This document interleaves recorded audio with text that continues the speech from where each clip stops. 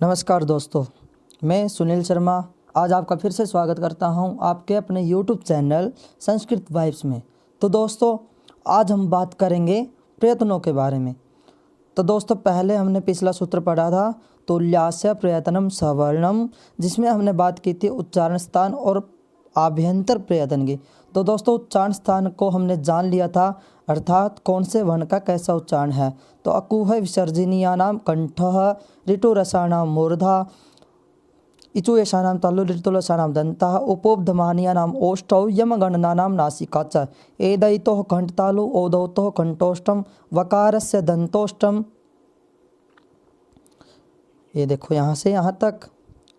ओदौतोः कंठोष्ठम जिह्वामूल्यस्य, जिह्वामूलम नासिका अनुस्वारस्य च।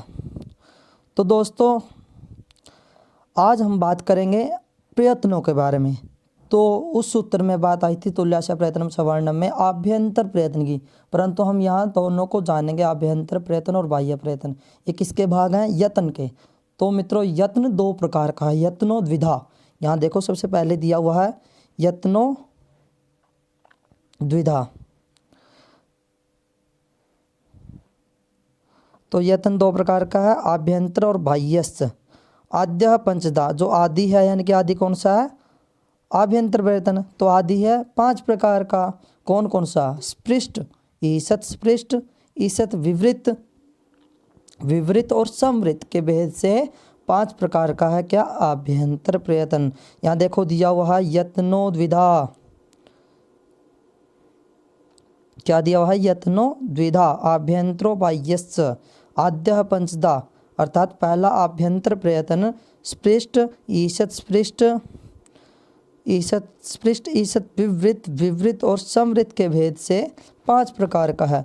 तत्र स्पृष्टम, अर्थात वहाँ पर स्पृष्ट यानी कि जो पहला भाग है, यानी कि जो आभ्यंतर प्रयत्न के जो 5 पार्ट हैं, उनमें से जो पहला पार्ट है क्या? स्पृष्टम। तत्र स्पृष्टम प्रयत्नम स्पर्शानाम, अर्थात जो पहला है स्पृष्ट भाग, वो किसके लिए है? कौन से वर्णों के लिए है? स्पर्शानाम, यानी कि स्पर्श वर्णों के लिए। तो स्पर्श वर्ण किसको कहा जाता है? क से लेकर म तक के वर्ण, अर्थात क वर्ग के क से लेकर प वर्ग के म तक। यानी कि ये देखो, यहाँ से क वर्ग से क से लेकर म तक, यानी कि 5 वर्ग, यानी कि 5 वर्गों के 5-5 वर्ण, अर्थात 25 वर्ण किसमें आते हैं? स्पृष्ट में। दो आभ्यंतर प्रयत्न का पहला पार्ट है स्पृष्ट, उसमें कौन कितने वर्ण आते हैं? 25 वर्ण। कौन कौन से? क से लेकर म तक। तो अगला है ईषत् स्पृष्ट। वो किसके लिए है? अंतस्थानाम, अर्थात अंतस्थ वर्णों के लिए। तो अंतस्थ वर्ण कौन से हैं? यण प्रत्याहारस्थ, अर्थात यण प्रत्याहार को अंतस्थ वर्ण कहा जाता है। यण प्रत्याहार मतलब कि हय वर, हय ह के बाद जो या आता है वहाँ से लेकर और जो न लण में जो ना है वहाँ तक, अर्थात य व र ल, अर्थात ये 4 वर्ण यण प्रत्याहार में आते हैं, जिनको अंतस्थ कहा जाता है और ईषत् स्पृष्ट में आते हैं। उससे अगला है ईषत् विवृत। ईषत् विवृत किसका है?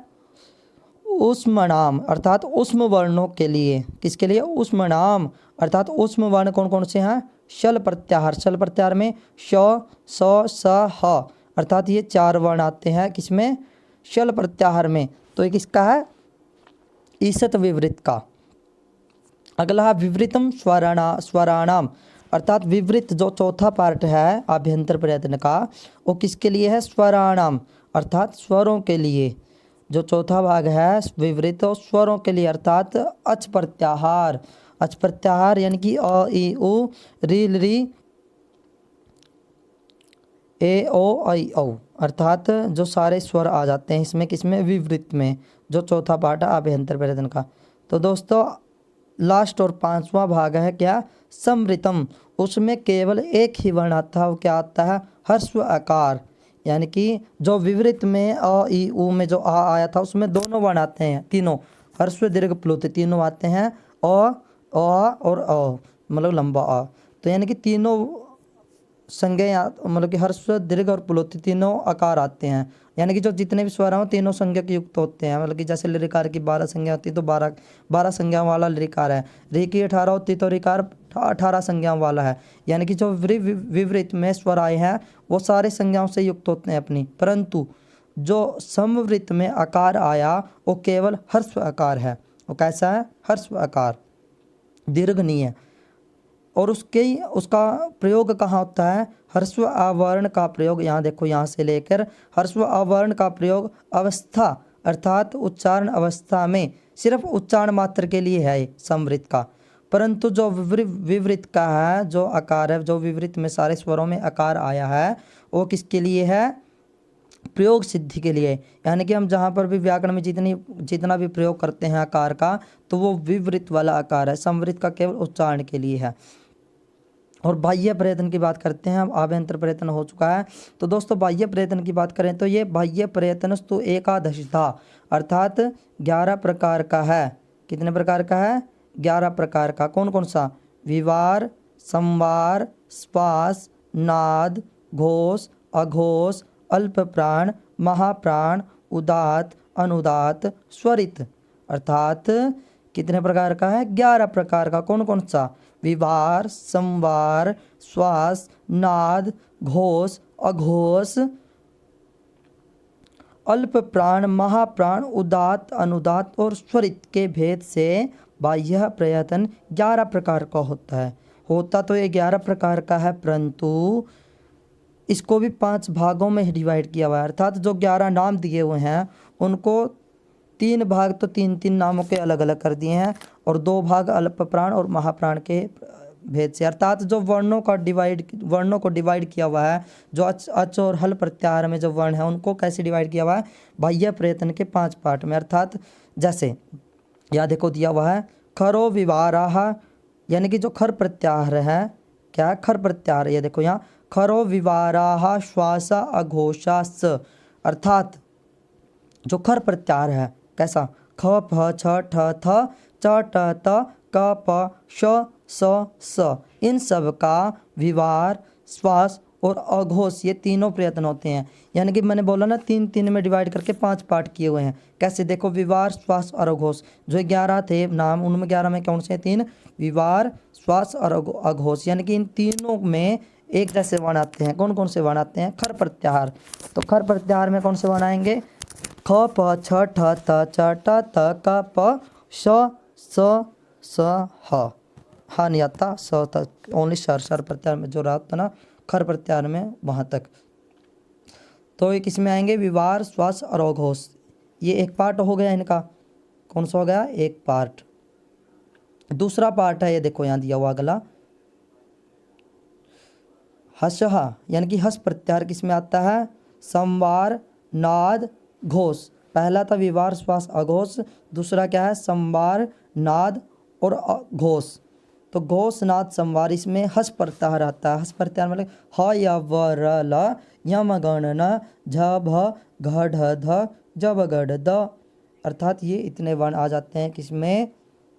संवार, नाद और घोष में प्रयत्न में, जो बाह्य प्रयत्न के पार्ट हैं। तो दूसरा भाग है देखो, पहले भाग में 3 ही आ गए थे, विवार, श्वास, अघोष में, जिसमें खर प्रत्याहार आता है। दूसरे पार्ट में संवार, नाद, घोष जोड़ दिया तीनों एक साथ, तो जिसमें हस प्रत्याहार आता है। और तीसरा क्या है? तीसरा अल्प प्राणः, यानी कि अल्प प्राण में कौन से वर्ण आते हैं? वर्गाणाम। ये देखो वर्गाणाम प्रथम, तृतीय, पंचमः। तो वर्ग कौन से हैं? कवर्ग, चवर्ग, टवर्ग, तवर्ग, पवर्ग। यानी कि 5 वर्गों के प्रथम पहला वर्ण, तृतीय तीसरा वर्ण, पंचम 5वां वर्ण, और यण प्रत्याहार य व र ल, यानी कि जो 4 अक्षर आते हैं यण प्रत्याहार में, य व र ल। यण प्रत्याहार किस में आते हैं? अल्प प्राण में। यहाँ देखो वर्गों के प्रथम, तृतीय, पंचम अक्षर और यण का अल्प प्राण प्रयत्न होता है। वर्ग के प्रथम अक्षर हाँ क च ट त प, और तृतीय हाँ ग ज ड द ब, पंचम अक्षर है ग य ण न म, और यण क्या है? य व र ल। अर्थात इनका अल्प प्राण होता है। तो तीसरा पार्ट ये हो गया। अब चौथा पार्ट क्या था? महाप्राण। तो महाप्राण में कौन से वर्ण आते हैं? वर्गाणाम द्वितीय, चतुर्थो।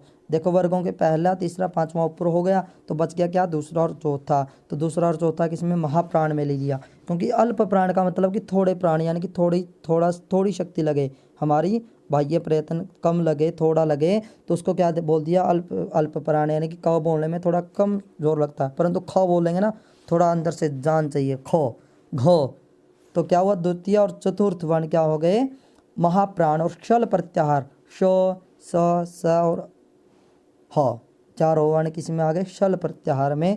तो 4 5 5 10 और 4 14 वर्ण किस में आ गए, महाप्राण में, यानी कि द्वितीय चतुर्थ वर्गों के वर्ण और शल प्रत्याहार महाप्राण में आ गए। तो एक पार्ट यह हो गया। चौथा, पांचवा पार्ट में क्या आएगा, उदात, अनुदात और स्वरित। उदात, अनुदात और स्वरित, यहाँ सबसे पहले बता दिया इन्होंने। अच प्रत्याहारस्थ वर्णों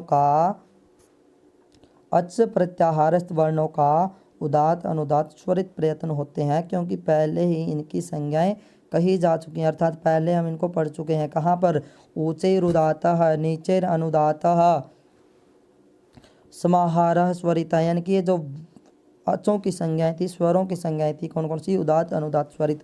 तो इसका मतलब जो इसमें पार्ट आया, बाह्य प्रयत्न का पार्ट है, उदात, अनुदात, स्वरित, 3 पार्ट जो हैं 11 में से, तो उनमें क्या आएगा, अच आएंगे, सीधी सी बात है। तो तीनों को एक साथ रखा हुआ एक पार्ट में, उदात, अनुदात और स्वरित, इनमें क्या आएंगे, अच प्रत्याहार, यानी कि ओ ई ओ री री ए ओ आई ओ, अच प्रत्याहार बाह्य प्रयत्न में आ जाएगा। तो इस प्रकार से आभ्यंतर प्रयत्न और बाह्य प्रयत्न हमारा पूरा होता है। तो आगे हम बात करेंगे अगली वीडियो में सूत्र की। कौन सा सूत्र, अनुदित सवर्णस्य च अप्रत्यय है। तो दोस्तों आज के लिए बस इतना ही। जय हिंद, वंदे मातरम। फिर मिलेंगे एक नई वीडियो के साथ।